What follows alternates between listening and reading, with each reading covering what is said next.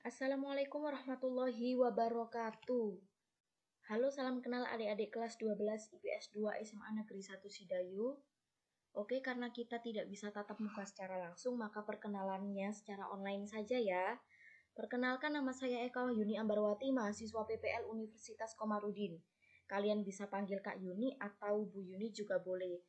Di sini sudah saya beri foto saya sendiri, agar kalian bisa lebih kenal ya. Alamat, mungkin kalau ada yang pengen tahu alamatnya, alamat saya dari Desa Masangan, Kecamatan Bunga. Oke, kita lanjut ke materi. Kali ini kita akan membahas tentang statistika, ukuran pemusatan data yang MEAN.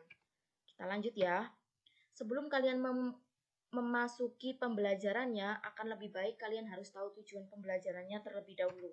Yang pertama, siswa dapat menyelesaikan penyelesaian permasalahan yang berhubungan dengan ukuran pemusatan data, yakni MEAN, berupa data tunggal dan data berkelompok. Kemudian yang kedua, siswa dapat menentukan rata-rata hitung, berupa data tunggal dan data berkelompok. Oke, nah, ukuran pemusatan data. Jadi kalian harus tahu ukuran pemusatan data itu ada 3. Yang pertama MEAN rata-rata, yang kedua median nilai tengah, kemudian yang selanjutnya modus data yang paling sering muncul. Nah, yang kakak kotai ini, yang kakak beri kotak dan kakak warnai warna merah itu berarti artinya kita akan terfokus untuk membahas ini untuk materi kali ini. Oke, bisa kita lanjut. MEAN berupa data tunggal. Nah, data tunggal itu biasanya berupa X1, X2, X3 sampai Xn dengan rumus X bar sama dengan X1 ditambah X2 ditambah Xn dibagi N. Oke, jadi misalnya ada data X1, X2, X3 sampai Xn, itu kalian jumlahkan datanya. Data ini kalian jumlahkan, kemudian kalian bagi dengan N. N itu banyaknya ukuran data. Jadi misalnya datanya ada 5, 1, 2, 3, 4, 5 misalnya seperti itu. Maka N-nya sama dengan 5. Dengan keterangan X bar itu MEAN. X-nya itu nilai data. N itu banyaknya ukuran data. Oke, kita lanjut. Nah, misalkan ada contoh soal seperti ini. Berikut nilai matematika siswa kelas 12 IPA di SMA N Sangar. Misalkan ada 9 siswa dengan nilai yang berbeda-beda, rata-rata hitungnya 70. 70 itu dari mana? Kita bahas ke penyelesaian. Nah, 70 itu didapat dari menjumlahkan nilai yang diperoleh siswa kemudian dibagi dengan banyaknya data. Nah, ini. Banyaknya data ada berapa adik-adik? 9 kan? Berarti sudah kita ketahui N-nya itu 9. Kemudian kalian jumlahkan nilainya 50 ditambah 55 ditambah 60 sampai ditambah 90. Kita masukkan ke rumus kan? X bar sama dengan 50 ditambah 55 sampai ditambah 90. Oke, paham sampai sini? Nah, dibagi dengan 9. 9 itu banyaknya data atau banyaknya siswa. Siswanya ada 9, maka N-nya sama dengan 9. Kemudian sama dengan 630 dibagi 9 sama dengan 70. Jadi rata-rata dari ke-9 siswa, maksudnya rata-rata nilai dari ke-9 siswa di atas adalah 70. Oke, paham? Kita lanjut. Nah, ini membahas tentang MEAN ya, yang data kelompok. Data kelompok secara umum itu untuk menentukan rataan data kelompok adalah menggunakan rumus berikut.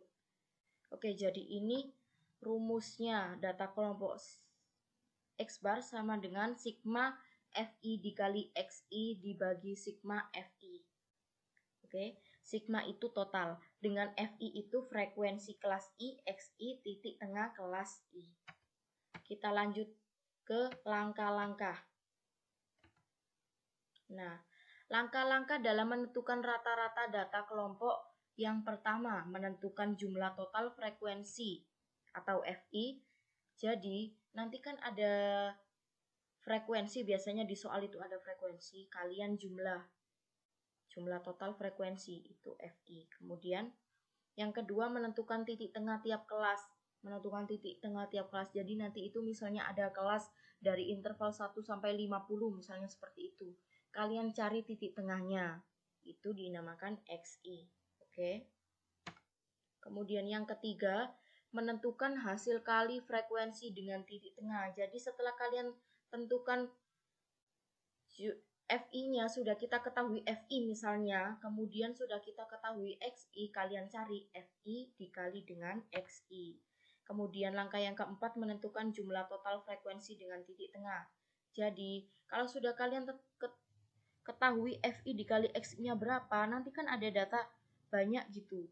Kalian total dari FI dikali XI itu tadi berapa? Kalian total. Kemudian sudah kalian ketahui semuanya, kalian masukkan ke rumus rata-rata. Mungkin kalian akan bingung kalau tidak diterapkan di contoh. Kakak akan berikan 2 contoh. Contoh yang pertama, misalkan tentukan rata-rata dari data berikut.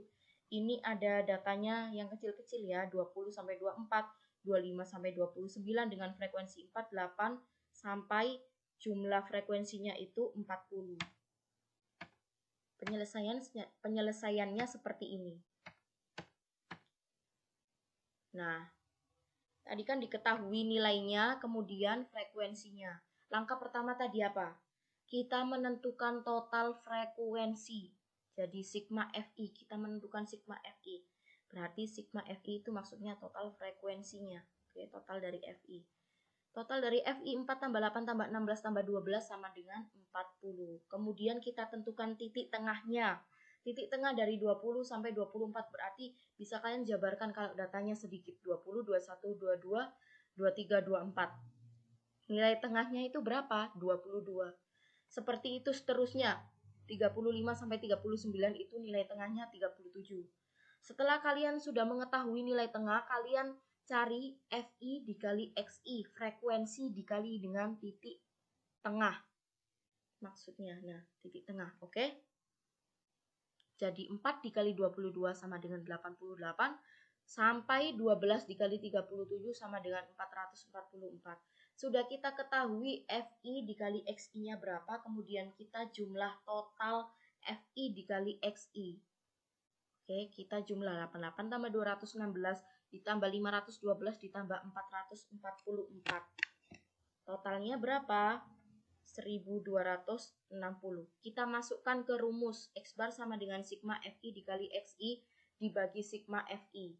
Jangan salah ya adik-adik, biasanya itu banyak yang salah. Sigma FI dikali XI itu sama kalian biasanya cari FI-nya, total FI dikali dengan XI-nya ini, terus dibagi dengan FI lagi, bukan seperti itu. Jadi sigma FI dikali XI itu total dari FI dikali XI yang ini. Oke, dibagi dengan sigma FI. Jadi 1260 dibagi 40 sama dengan 31,5. Sudah kita ketahui nilai rataan hitung data kelompok di atas adalah 31,5. Kita lanjut ke contoh soal yang kedua. Contoh soal yang kedua, misalkan tentukan rataan dari data kelompok berikut. Nah, ini nilainya banyak. Dari 1 sampai 50 tadi kan sedikit-sedikit ya, dari berapa tadi? Dari 20 sampai 24. Nah, yang ini dari 1 sampai 50. Dengan frekuensi 4 sampai jumlahnya itu 80. Kita lanjut ke pembahasan ya adik-adik. Penyelesaiannya. Oke, penyelesaiannya kita tentukan titik tengahnya. Titik tengahnya dari mana tadi? Dari 1 sampai 50 itu titik tengahnya itu berapa? Nah, nggak mungkin kalian jabarkan 1, 2, 3, 4, 5, 6, 7, 8 sampai 50 terus kalian cari titik tengahnya, nggak seperti itu. Bisa dengan cara 1 ditambah 50 dibagi 2. 1 tambah 50, 51. 51 dibagi 2 berapa? 25,5. Kemudian sampai 251 ditambah 300 dibagi 2 sama dengan 275,5. Sudah kita ketahui titik tengahnya. Kemudian langkah selanjutnya kita jumlahkan frekuensi, keseluruhan frekuensinya. Nah, frekuensi ini dari mana? Dari soalnya. Terkadang itu ada yang bingung. Lu kok tiba-tiba ada frekuensinya? Karena memang soalnya ada frekuensinya, jangan lupa ya. Oke, kita jumlah total frekuensi 4 tambah 7 tambah 10 tambah 16 tambah 30 tambah 13. Berapa jumlah totalnya? 80. Sudah kita ketahui titik tengah dan frekuensinya, kemudian kita kalikan 25 kali 25,5 dikali 4, 102 sampai 275,5 dikali 13 sama dengan 3581,5. Setelah kita ketahui FI dikali XI-nya, kita jumlah total semuanya. 102 ditambah 528,5 sampai ditambah 3581,5. Totalnya berapa? 15.040. Mungkin kalian bisa hitung lagi untuk mencocokkan. Kalau apabila ada yang salah, bisa kalian perbaiki ya. Bisa kalian bilang, Kak, ini salah, saya menghitungnya seperti ini. Bisa seperti itu, oke? Nah, dari tabel di atas dapat kita peroleh bahwa sigma FI berarti total dari FI sama dengan 80 dan sigma FI XI total dari FI dikali XI sama dengan 1540 maksudnya. Kemudian kita masukkan ke rumus sigma maksudnya rata-rata sama dengan sigma FI/XI dibagi sigma FI sama dengan 15.040 dibagi 80 sama dengan 188. Jadi rataan data kelompok tersebut adalah 188.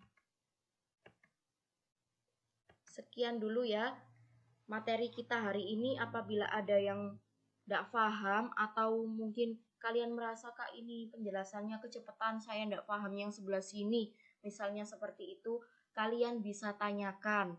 Kita diskusikan bersama-sama di classroom. Jangan malu-malu bertanya ya. Sebelum penutupan, Kakak beri sedikit kata-kata motivasi agar kalian lebih semangat. Keberhasilan bukanlah milik orang pintar. Keberhasilan adalah kepunyaan mereka yang senantiasa berusaha. Dari Baharudin Yusuf Habibi. Terima kasih. Sekian, wassalamualaikum warahmatullahi wabarakatuh. Jangan lupa belajar.